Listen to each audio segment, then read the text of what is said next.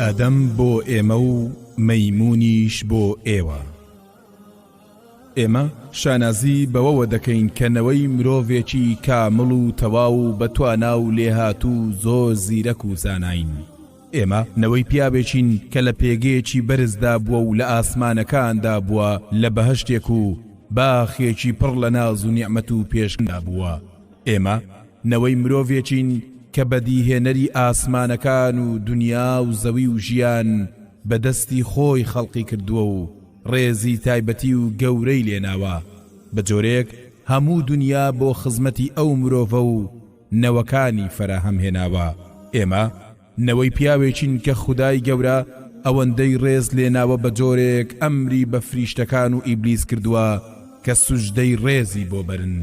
ئێمە نەوەی پیاوێکین کە پەروەردگاری جیهانەکان خۆی فێری هەموو زانستێکی کردووە و کردوویەتی بە زیرەکترین مەخلوقی خۆی و پلەی پێغەمبەراتی پێداوە و ڕاستە و خۆ پەیام و زانستی لەلایەن زاتی گەورەی خۆیەوە بە فریشتەیەکدا بۆ ناردووە.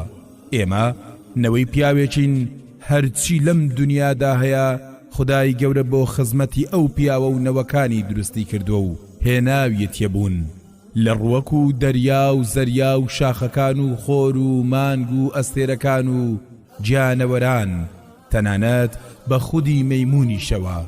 ئێوە هەر ببنەوەی مەیمونێک کە تا ئەم دەقەیەش پەرژین بێت لە ڕووتان نەیتوانیوە پۆشاچێک بۆ خۆی دروست بکات و عەوڕەتی خۆی پێدا پۆشێت.